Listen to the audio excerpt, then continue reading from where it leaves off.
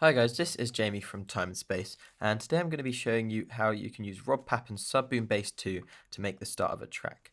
And whilst doing that, we will take a look at some of the features inside the synth too. So to start off with, I'll just play the short 1-minute clip of a garage track I made using Rob Papen software, and then I'll be showing you how I got the result. Here it is.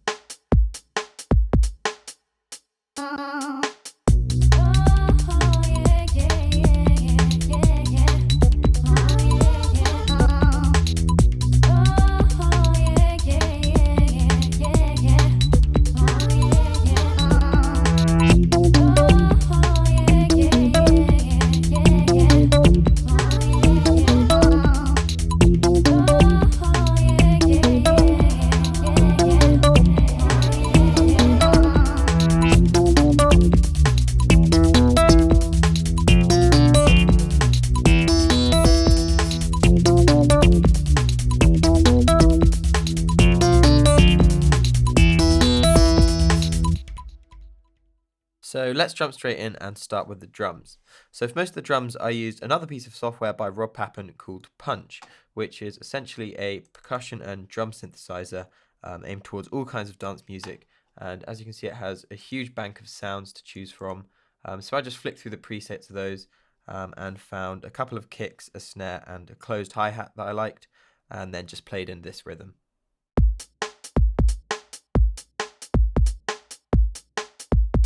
Okay, so that's laid down now, but it's sounding a bit dry, so what I'm going to do is add some reverb in, and specifically I'll be using another Rob Papen plugin, RP-Verb 2.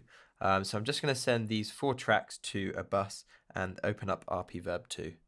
Here it is, the update to Rob Papen's hugely popular original RP-Verb, packed with new features and presets.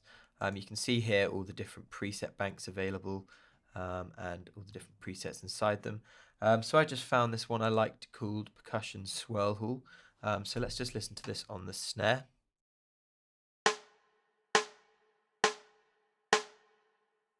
Okay, sounds nice. And then I'll just adjust the levels of the buses on each track just to make sure I get the right dry wet mix. And here's how it sounds.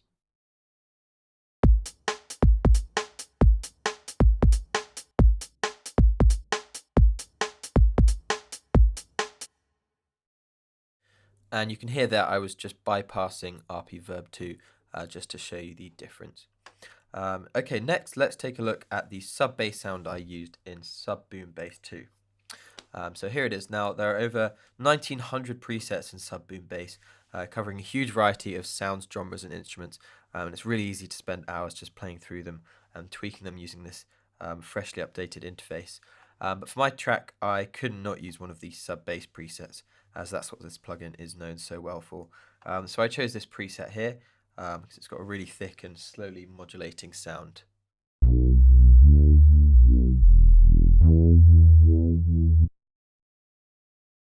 Okay, so I've now extended the drums a bit further and added in that bass sound. Let's hear what it sounds like. Okay, sounds good, but what I'm going to do is duplicate this bass sound and I'm going to copy this across and I'm actually going to put it up another octave. And then what I'm going to do is go into the plugin here and just increase the cutoff a little bit just so we can open up the sound and hear those notes coming through a bit more. Let's hear it.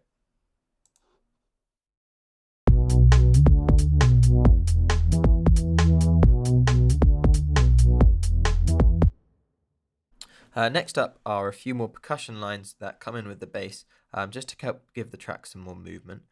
So I've got this hi-hat loop here, which again I've taken from Rob Papen Punch, and that sounds like this. And again, I've bussed that to the RP-Verb 2 bus that these other drums have gone to. Now, Rob Papen SubBoomBass 2's 1900 presets. Not only can you find synth bass sounds, but also instruments, sound effects, drums, and percussion sequences, all of which are just as interesting and complex as the synth sounds. So I've just gone into the sequence presets here in SubBoomBass 2 and chosen a couple of sequences to put in my track. So together these three sound like this.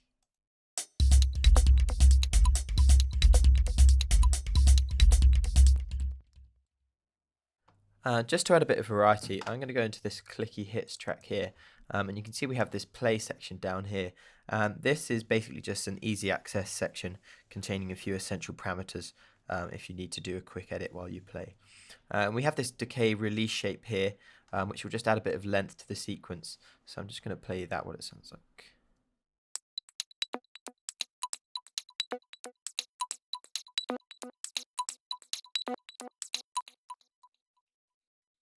Okay, so I've now automated that in to increase every 4 bars, and then as you can see it just drops back down every time. And I've also added a bit of light panning to 2 of the tracks here. So let's hear how all this sounds together.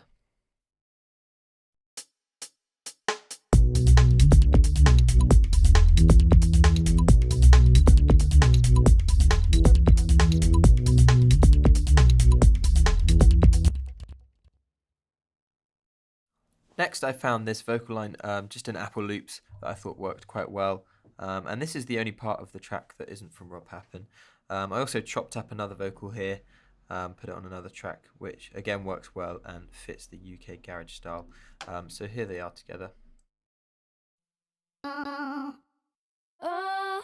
yeah, yeah, yeah, yeah, yeah. Oh, yeah, yeah. Again, they're sounding a bit dry as well. So I've got RP Verb 2 up here, and I've looked through the vocal preset banks and found a nice one here called Vocal Acapella. So I'm just going to play that and adjust the dry wet level until I'm happy with the balance. Oh, yeah, yeah, yeah, yeah, yeah. Oh, yeah, yeah. Oh, yeah, yeah, yeah, yeah, yeah. Oh, yeah, yeah. Oh, yeah, yeah, yeah. Now I'm also going to take advantage of a new feature in RP Verb 2, which is the reverse function. Basically what it does, it just adds in all these reversed late reflections and swirls, and it gives a really nice effect. So I've just automated it in to happen on only this last clip here, so take a listen. Oh, yeah, yeah, yeah, yeah, yeah. Oh, yeah, yeah. Okay, next up I want to add a sort of rhythmic lead synth line. For that I'll be using SubBoomBass 2, because of course you don't have to use all these bass sounds as bass. You can just play them in a higher octave and use them as lead synths instead. And I found this great preset that I really like, but I just want to make it a bit snappier, so I'm going to take the cutoff frequency down a bit, and you'll notice that I also sent it to that drum bus reverb just to give it a bit more of a spatial feel.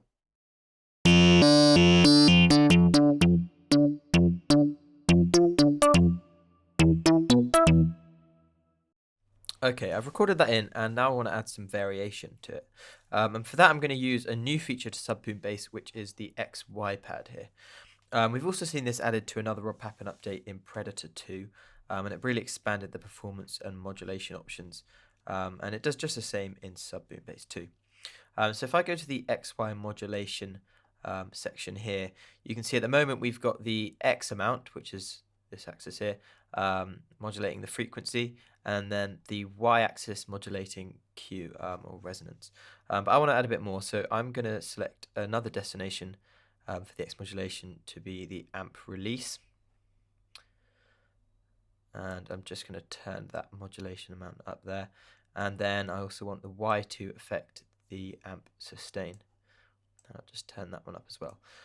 So now if I play the track and move this point around the XY pad, you'll hear the sound modulating.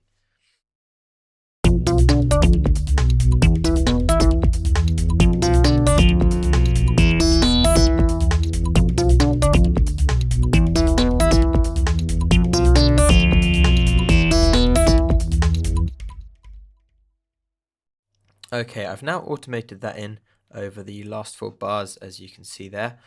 And one other thing I've done is I've added just a reversed note that leads into this synth line here. And the way I did that was I just played a single note using the same synth, bounced it in place to an audio file, and then simply reversed it in the file section, which you can find here if you double click, and in functions there's the reverse there. And what that does, it just kind of gives a bit more of a smoother transition to the track when the synth comes in. So let's hear it.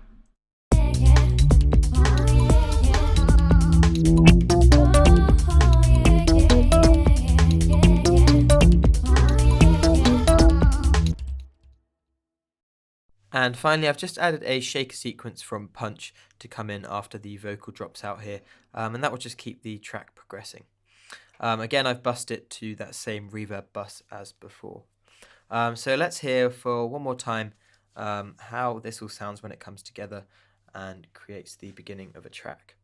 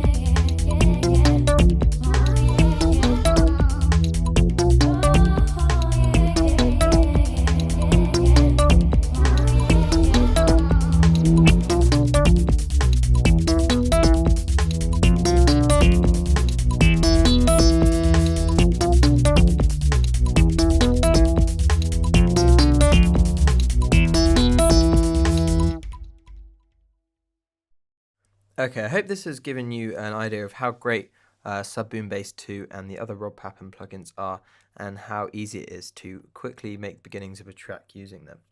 Obviously, there's a lot more I could do to this, and a lot more to explore in these plugins as well, so do go check out the other videos on this channel, and for any information on the plugins, just visit our website at www.timespace.com. Thanks for watching.